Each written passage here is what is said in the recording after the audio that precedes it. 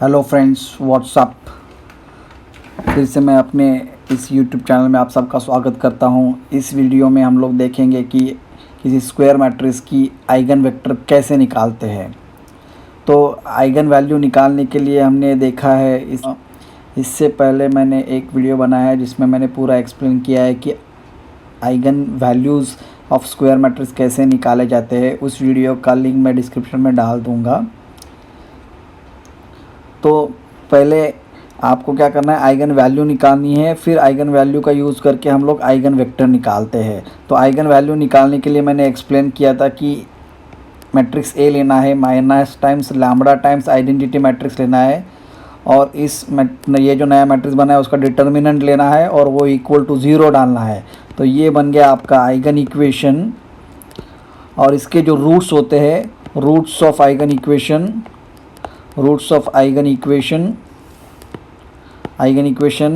जो होते हैं वो होते हैं आइगन वैल्यूज़।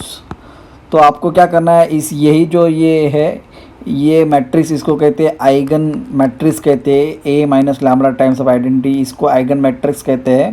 तो ये जो ऑर्डर का मैट्रिक्स है उसी ऑर्डर का कॉलम मैट्रिक्स लेना है एक्स, जो कि ये एक्स होगा बेसिकली मैट्रिक्स ऑफ अननोन्स। तो सपोज़ अगर आपका मैट्रिक्स का ऑर्डर 2 है तो ये जो एक्स होगा ये 2 ऑर्डर वाला कॉलम मैट्रिक्स लेंगे जिसमें x1 और x2 अननोन होंगे। अगर आपका मैट्रिक्स है ए 3 ऑर्डर का तो ये 3 ऑर्डर वाला कॉलम मैट्रिक्स लेंगे जिसमें एलिमेंट्स होंगे x1 x2 x3 x3। ऐसे ही आप लोग अगर मैट्रिक्स ए ऑर्डर 4 का है तो 4 रो वाला कॉलम मैट्रिक्स लेंगे। और ये जो बनेगा ये A minus lambda times of identity eigen matrix into X is equal to 0। तो ये बनेगा आपका इक्वेशन, मैट्रिक्स इक्वेशन। आपको इसको सॉल्व करना है फॉर एक्स, और जो भी सॉल्व करके एक्स की वैल्यूज़ आएगी वो वैल्यू यानी आइगन वेक्टर होगा फॉर दैट पर्टिकुलर लैम्बडा। अगर लैम्बडा अगर आपके पास 3 आए तो पहली वाली लैम्बडा डालो इसमें और सॉल्व करो, आपको पहला आइगन वेक्टर मिलेगा। दूसरी वाली लैम्बडा 1 फिर लैम्बडा 2 जो भी आएगा वो लैम्बडा 2 यहाँ पे डालो लैम्बडा के जगह पे और सॉल्व करो, फिर आपको दूसरा आइगन वेक्टर मिलेगा। ऐसे करते करते आपको आइगन वेक्टर निकालना है। तो आइगन वेक्टर निकालने के लिए आपको सिंपली ये मैट्रिक्स इक्वेशन सॉल्व करना है। ये बन जाता है सिस्टम ऑफ इक्वेशन वाला मैट्रिक्स। ओके, तो इसको कैसे सॉल्व करना है आपको पहले से ये पता होना चाहिए। तो इसमें भी नोट है, नोट आप देखो। Note, if eigenvalue appears only once then use Cramer rule to solve this system. So say star to solve star। ये नोट काफ़ी इंपॉर्टेंट है, इस नोट को सभी बच्चे अच्छे से ध्यान दें। अगर आइगन वैल्यू कोई आइगन वैल्यू मतलब मैट्रिक्स की आइगन वैल्यू आ चुकी है लैम्बडा 1 लैम्बडा 2 लैम्बडा 3, तो अगर ये लैम्बडा 1 एक ही बार आ चुका है यानी ये लैम्बडा 1 फिर से ये रिपीट नहीं हो चुका है, तो वो केस में आपको क्रैमर्स रूल यूज़ करके आइगन वेक्टर निकालना है। और अगर आइगन वैल्यू रिपीटेड हो चुकी है, सपोज लैम्बडा 2 एंड तीसरा वाला आइगन वैल्यू भी लैम्बडा 2 आई है, तो वो समय में इस लैम्बडा 2 के को आइगन वेक्टर निकालने के लिए आपको क्रैमर रूल नहीं यूज़ करना है, आपको सीधा ये सिस्टम ऑफ इक्वेशन सॉल्व करना है। ये काफ़ी इंपॉर्टेंट है, आप इस पर थोड़ा फोकस करिए। एक एग्जाम्पल करते हैं, एग्जाम्पल से आपको अच्छे से समझ में आ जाएगा कि किस तरह से ये एग्जैक्टली वर्क करता है। तो मैं एग्जाम्पल ले रहा हूँ। तो ये एग्जाम्पल लेंगे, matrix A is equal to -2 2 -3 2 1 -6 -1 -2 0। तो ये मेरा मैट्रिक्स है। तो सबसे पहले मैट्रिक्स जब भी आपको मिला आइगन वेक्टर निकालने के लिए सबसे पहले आइगन वैल्यू निकालनी है। आइगन वैल्यू निकालने के लिए आपको आइगन इक्वेशन का यूज़ करना है। तो आपके पास फॉर्मूला है, तो सबसे पहले हम इसका आइगन इक्वेशन निकालेंगे। आइगन इक्वेशन के लिए फॉर्मूला है lambda cube minus trace of A into lambda square plus S1 plus S2 plus S3 और ये S1 S2 S3 क्या है, S1 जो है minor of first diagonal element, S2 जो है minor of second diagonal element, S3 जो है वो है minor of third diagonal element. हमने एक्सप्लेन किया है ये सब कुछ। Minus determinant of A is equal to 0, और कैलकुलेटर का यूज़ करके भी इस इक्वेशन का रूट्स कैसे निकालना है वो सब हमने एक्सप्लेन किया है। तो पहले हम लैम्बडा क्यूब लिखते हैं, माइनस ट्रेस मतलब सम ऑफ डायगोनल एलिमेंट, तो ये डायगोनल एलिमेंट से इन सब का एडिशन, तो -2 + 1 + 0 ये हो गया, into lambda square plus minor of first diagonal element. So minor of first diagonal element जो होगा, तो ये जो फर्स्ट डायगोनल एलिमेंट है इसका, ये जहाँ पे आ रहा है वो रो और वो कॉलम डिलीट करने के बाद जो बचता है उसका माइनर, यानी 0 -12 हो जाएगा वो, प्लस सेकेंड डायगोनल एलिमेंट का माइनर, तो वो बन जाएगा 0 -3, प्लस थर्ड डायगोनल का माइनर यानी इसका माइनर, तो वो बन जाएगा -2 -4 bracket close into lambda minus determinant of A. तो इसका डिटर्मिनेंट हमने पहले से निकाल के रखा है, तो वो आ रहा है 45 = 0 लिखेंगे हम लोग। अब ये सॉल्व करेंगे, सॉल्व करने के लिए ये लैम्बडा क्यूब आएगा, माइनस सॉल्व करेंगे तो ये -1 लैम्बडा स्क्वायर, प्लस ये सॉल्व करेंगे हम लोग, ये आएगा -12 -3 -15 -15 -6 -21 लैम्बडा -45 = 0, यानी ये बनेगा lambda cube plus lambda square -21 lambda -45 = 0। तो ये बन गया आपका आइगन इक्वेशन। तो आइगन इक्वेशन मिलने के बाद ये जो भी आइगन इक्वेशन के कोएफिशिएंट से, लैम्बडा क्यूब का कोएफिशिएंट, लैम्बडा स्क्वायर का कोएफिशिएंट, लैम्बडा का कोएफिशिएंट और कांस्टेंट का कोएफिशिएंट, वो कैलकुलेटर में डाल के आप लोग 3 नंबर निकाल सकते हैं, इसके लैम्बडा की 3 वैल्यूज़ निकाल सकते हैं, जो कि होगी आइगन वैल्यू। या अदरवाइज आप प्रॉपर्टी यूज़ कर सकते हैं, product of eigen values is determinant, so 45 is your determinant and sum of eigen values is trace, so 1 जो होना चाहिए वो सम आना चाहिए। तो आपको इस 45 के फैक्टर्स ढूंढने हैं, तो 45 को हम लोग 3 पार्ट्स में डिवाइड करेंगे, so 1 × 1 × 45, तो ये आपको देगा नहीं क्योंकि एडिशन जो है वो +1 नहीं आ रही है। तो और अभी कोशिश करते हैं, 9 × 5 × 1, सो 9 × 5 = 45, तो प्रोडक्ट तो 45 आ रहा है लेकिन एडिशन 1 नहीं आ रहा है, तो ये भी काम नहीं करेगा। सो 3 × 3 × 5 ये भी करके देखते हैं, तो ये दोनों का, ये तीनों का भी प्रोडक्ट आ रहा है 45, लेकिन एडिशन 1 नहीं आ रही है, एडिशन -1 आना चाहिए क्योंकि ट्रेस -1 आ रहा है, -1 नहीं आ रही है। तो हम इसको डिवाइड करते हैं, तो मैं यहाँ पे ये देख रहा हूँ कि ये -3 × 5 ये कॉम्बिनेशन जो लेंगे तो प्रोडक्ट 45 आ रहा है और एडिशन भी -1 आ रही है, तो -3 -3 5, सो आइगन वैल्यू जो हो गया लैम्बडा = -3 -3 5। तो इस तरह से आइगन वैल्यू भी आप निकाल सकते हो, ये 2 प्रॉपर्टी यूज़ करके। Product of eigen value is nothing but the determinant of A and sum of eigen values is nothing but the trace of A. तो इस तरह से आइगन वैल्यू हम लोग निकालेंगे। आइगन वैल्यू निकालने के बाद हम लोग अभी आइगन वेक्टर निकालेंगे। तो लैम्बडा = 5 -3 ये आइगन वैल्यूज़ आ चुके हैं। तो इस हर एक आइगन वैल्यू के लिए हमें आइगन वेक्टर निकालना है। तो फॉर आइगन वेक्टर क्या करना है हमको, a - lambda times of identity into x vector = 0 आपको कंसिडर करना है। तो अभी पहले हम लैम्बडा = 5 के लिए आइगन वेक्टर निकाल लेंगे। तो आइगन वेक्टर फॉर लैम्बडा = 5, तो इस इक्वेशन में हम लैम्बडा की जगह पे 5 डालेंगे। तो ये लैम्बडा है, लैम्बडा की जगह पे 5 डाल दिया, इंटू आइडेंटिटी इंटू x = 0। तो अभी यहाँ पे क्या हो रहा है, ये मैट्रिक्स में जो मैट्रिक्स A है उसमें से -5 टाइम्स आइडेंटिटी, 5 टाइम्स आइडेंटिटी मतलब आइडेंटिटी मैट्रिक्स ऑफ ऑर्डर 3, तो 5 0 0 0 5 0 0 0 5 ऐसा मैट्रिक्स होगा। यानी कि ये मैट्रिक्स जो होगा उसके डायगोनल एलिमेंट से आपको 5 को सब्सट्रैक्ट करना है, खाली इतना ही आपको यहाँ पे करना है।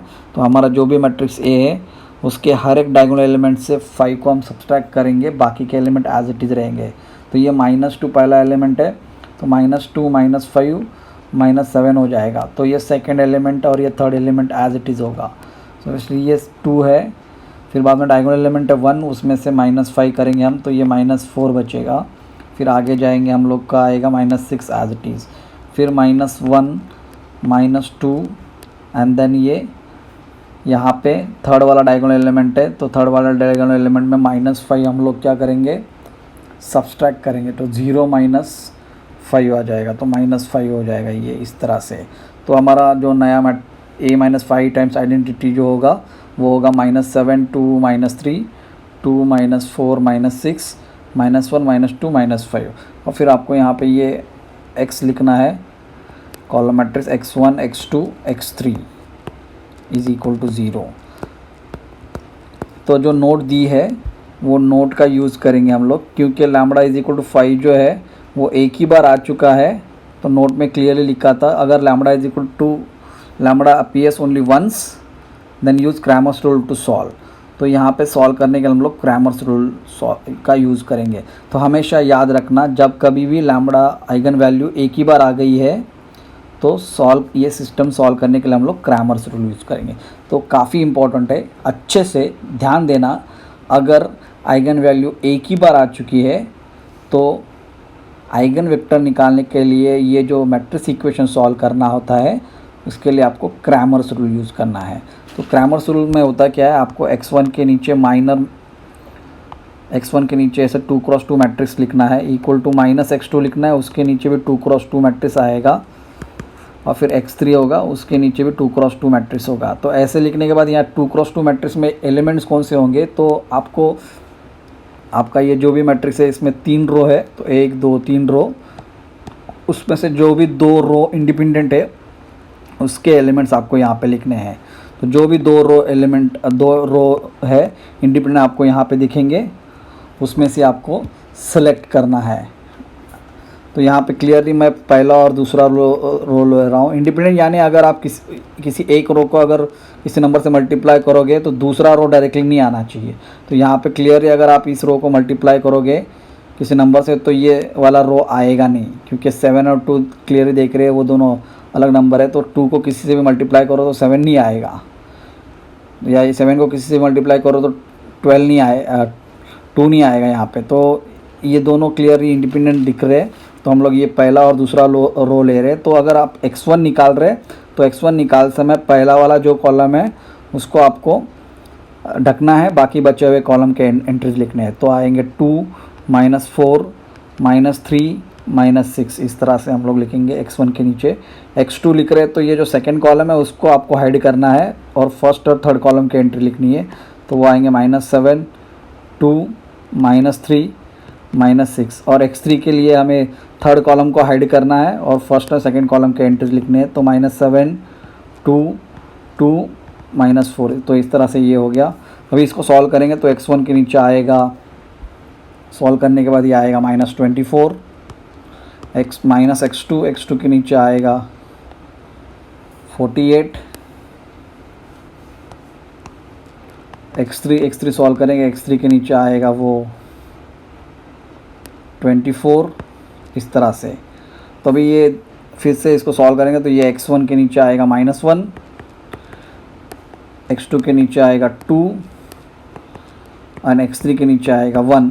तो आपका जो आइगन वेक्टर होगा x वो होगा x1 x2 x3, और x1 x2 x3 यानी x1 की वैल्यू होगी जो x1 के नीचे नंबर है वो, x2 के नीचे वैल्यू होगी -2 और x3 के नीचे वैल्यू होगी 1। तो ये हो गया आपका आइगन वेक्टर। सो देयरफॉर हम लोग यहाँ पे लिखेंगे eigen vector for lambda is equal to 5 is x।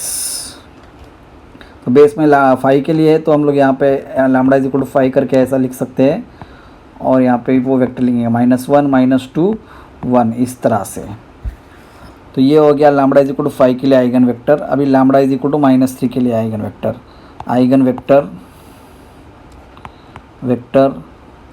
For lambda is equal to -3। तो -3 जो है 2 बार आ चुकी है आइगन वैल्यू, तो क्रैमर्स रूल यहाँ पे यूज़ नहीं होगा, आपको सॉल्व करना पड़ेगा। तो फिर से वही इक्वेशन सॉल्व कंसिडर करेंगे, a minus lambda times of identity into x is equal to 0। अभी यहाँ पे लैम्बडा इज इक्वल टू -3 डालेंगे तो ये बनेगा a minus 3 into identity x is equal to 0, तो ये बनेगा a plus 3 times identity into x is equal to 0। यानी अभी आपको क्या करना है, जो भी डायगोनल एलिमेंट है a के उसमें 3 को ऐड करना है, क्योंकि यहाँ पे +3 दिख रहा है। तो हम लोग अभी ऐड करेंगे डायगोनल एलिमेंट में +3, तो पहला वाला एलिमेंट बनेगा 1, दूसरा वाला एलिमेंट 2, तीसरा वाला एलिमेंट -3, 2, 4, -6, -1, -2, 3। तो इस तरह से ये हो जाएगा। तो ये और फिर यहाँ पे हम लोग का ये vector x1 x2 x3 is equal to 0। तो अभी ये बन गया हम लोग का ये a minus lambda times of identity into x is equal to 0 वाला इक्वेशन। तो अभी ये सॉल्व करने के लिए हमें करना है सिस्टम ऑफ इक्वेशन को सॉल्व, यानी यहाँ पे आपको row reduce echelon form use करना है। रो रिड्यूस इक्लोन फॉर्म यानी इस मैट्रिक्स को अपर ट्रायंगुलर में कन्वर्ट करना है। अपर ट्रायंगुलर अपर ट्रायंगुलर यानी पहला वाला डायगोनल एलिमेंट आपको उसके नीचे सारे 0 बनाने हैं, फिर दूसरा वाला डायगोनल एलिमेंट उसके नीचे 0 बनाना है, फिर तीसरा वाला डायगोनल एलिमेंट रहेगा तो उसके नीचे 0 बनाना है। इस तरह से आपको ये रिड्यूस करना है। तो ये पहला वाला एलिमेंट है, इसके नीचे मुझे सारे 0 करने हैं। तो ये सेकेंड रो में आ रहा है, तो मैं लिखूँगा सेकेंड रो, और मुझे फर्स्ट रो का यूज़ करना है। तो अगर यहाँ पे दोनों के कोएफिशिएंट सेम रहेंगे तो अच्छी बात है, सेम नहीं रहेंगे तो हम लोग मल्टीप्लाई करेंगे। तो R2 में 2 चाहिए तो R1 को हम लोग 2 से मल्टीप्लाई करेंगे। अगर दोनों के कोएफिशिएंट दोनों के साइन, दोनों रो के साइन सेम रहेंगे तो माइनस करेंगे, अगर साइन अपोजिट रहेंगे तो प्लस करेंगे। तो यहाँ पे ये हो गया। सिमिलरली हम लोग यहाँ पे थर्ड रो में भी कर रहे हैं, तो थर्ड रो में R3 हो गया और ये R1 का यूज़ करना है आपको। और दोनों के कोएफिशिएंट सेम है, नंबर सेम है, लेकिन खाली साइन अलग है, तो हम लोग प्लस करेंगे। तो अभी ये हम लोग सॉल्व करेंगे। सॉल्व करने के बाद आपको पता चलेगा ये पहला वाला रो एज इट इज़, क्योंकि उसमें कोई चेंज नहीं है। दूसरे वाले रो में क्या हो रहा है, R2 माइनस 2 टाइम्स R1। तो ये करते समय आपको थोड़ा ध्यान देना है, आपको ये जो भी ऑपरेशन है रफ में आपको करके लेना है। R2 एज इट इज़ लिखनी है, तो 2, 4, -6, तो ये रफ में ऐसे करके लेना है, उसको एज इट इज़ लिखना है। और फर्स्ट रो को 2 से मल्टीप्लाई करना है। सो 2 1 2, 2 2 4, 2 3 -6, और फिर दोनों के साइन माइनस करना है, तो माइनस माइनस ये बनेगा प्लस। तो अभी सॉल्व करेंगे, ये 0 आएगा, ये 0 आएगा, ये 0 आएगा, तो सेकेंड रो अभी आ रही है 0। तो इस तरह से आपको करके लेना है, तो आपको मिस्टेक्स नहीं होंगे। तो थोड़ा ध्यान दो यहाँ पे, ये काफ़ी इंपॉर्टेंट है कि रफ वर्क में आप लोग ये करें। काफ़ी सारी जगह होती है आपके पेज के ऊपर, वहाँ पर आप पेंसिल से कर सकते हैं। अभी थर्ड रो में भी सेम क्या हो रहा है, R3 प्लस R1, तो मेरी R3 मैं लिख के ले रहा हूँ, -1 -2 +3, उसमें मैं R1 ऐड कर रहा हूँ, तो 1 2 -3, तो ऐड कर रहे हैं, तो अभी साइन चेंज नहीं हो गया, तो 0 0 0, तो इस तरह से ये 0 0 0 आ गया। तो ये भी ये x1 x2 x3 is equal to 0 0 0, तो ये हो गया। इसके आगे अभी रिडक्शन होता नहीं है, तो इतना ही रिडक्शन है। तो अभी यहाँ पे आप देखेंगे रैंक जो आ गई यहाँ के ये मैट्रिक्स की, वो आ गई 1। रैंक मतलब नंबर ऑफ नॉन ज़ीरो रोज। सो खाली एक ही रो है जो नॉन ज़ीरो है, बाकी सारे रो 0 है, तो रैंक 1 आ गई। तो नंबर ऑफ सॉल्यूशंस, तो नंबर ऑफ सॉल्यूशन और नंबर ऑफ फ्री वेरिएबल ऐसे बोलते हैं यहाँ पे। So number of free variable जो है is equal to number of unknowns minus rank of ये फॉर्मूला यूज़ करके आप पता कर सकते हैं कि इसमें से कितने फ्री है, क्योंकि आपके पास x1 x2 x3 3 वेरिएबल है, उसमें से कितने फ्री है। तो मेरे पास नंबर ऑफ अननोन्स 3 है, x1 x2 x3, और रैंक 1 है, तो यानी कि 3 - 1 यानी कि 2, यानी कि ये x1 x2 x3 इनमें से 2 कोई भी रहेंगे वो फ्री होंगे, और खाली एक ही जो होगा वो फ्री नहीं होगा। यानी कि 2 जो है उनके बदले आप कुछ भी वैल्यू डाल सकते हैं, और तीसरा जो होगा ये दोनों के ऊपर डिपेंड रहेगा। इस तरह का वो स्टेटमेंट होता है। तो आपको क्या करना है, सिंपली ये जो भी एक इक्वेशन बचता है उसको सॉल्व करके लेना है। तो ये x1 होगा प्लस 2 टाइम्स x2 होगा माइनस 3 टाइम्स x3 होगा इक्वल टू 0 हो गया। अभी थोड़ा ध्यान दो अच्छे से। तो आपको ये सिचुएशन में जब भी एक ही इक्वेशन बनेगा और आपको 2 सॉल्यूशन निकालने होंगे, तो नंबर ऑफ फ्री वेरिएबल मतलब कितने सॉल्यूशन मिलते हैं वही होता है। तो यहाँ से 2 सॉल्यूशन निकालने होते हैं, तो आपको क्या करना है, केस 1 करनी है। यहाँ से कोई भी एक, ये x1 x2 x3 में से कोई भी एक 0 करो, तो मैं यहाँ पे x3 इक्वल टू 0 पुट कर रहा हूँ। तो x3 is equal to 0 put करने के बाद आपके पास बचता है x1 plus 2 times x2 is equal to 0, यानी कि यहाँ से होगा x1 is equal to -2 times x2। तो आपको ये मिल गया वेक्टर। x1 के जगह पे आप -2 x2 लिख सकते हो, x3 के जगह पे 0 लिख सकते हो, और x2 जो होगा वो एज इट इज़ होगा। तो अभी यहाँ पे आप x2 के जगह पे कोई भी वैल्यू डालें, x2 इज इक्वल टू 1 डालें, तो आपको ये मिलेगा वेक्टर -2 1 0। तो इस तरह से ये मिल गया आइगन वेक्टर पहला। यहाँ से दो नंबर ऑफ फ्री वेरिएबल 2 है, यानी कि 2 सॉल्यूशन मिलेंगे, यानी कि 2 आइगन वेक्टर मिलेंगे। सिंपली आपको ये देखना है यहाँ पे। तो सिमिलरली दूसरा आइगन वेक्टर निकालने के लिए हम लोग क्या करेंगे, पुट करेंगे। x3 इज इक्वल टू 0 हो गया, अभी उसके बदले x1 या x2 दोनों में से कोई एक 0 डालेंगे। तो मैं यहाँ पे x2 इज इक्वल टू 0 डाल रहा हूँ, तो मेरे पास बच रहा है x1 minus 3 times x3 is equal to 0। तो यहाँ से होगा ये x1 is equal to 3 times x3 होगा। तो x1 is equal to 3 times x3 होगा। तो मेरा जो सोल्यूशन होगा वो बनेगा x1 के जगह पे 3 टाइम्स x3, x2 जो है मैंने 0 डाल दिया है, और x3 के जगह पे x3 एज इट इज़। तो यहाँ से मुझे आइगन वेक्टर मिल गया। x3 के लिए मैं अभी वैल्यू डाल सकता हूँ, x3 की कुछ भी वैल्यू डाल सकते हैं हम लोग, 1 2 कुछ भी। तो x3 इज इक्वल टू 1 डाल रहा हूँ, तो मुझे आइगन वेक्टर मिलेगा 1, यहाँ पे 3, यहाँ पे 0, यहाँ पे 1। तो इस तरह से मुझे आइगन वेक्टर मिल जाएगा। तो मेरा जो आइगन वेक्टर होगा अभी, so therefore the eigen vectors for lambda is equal to -3 r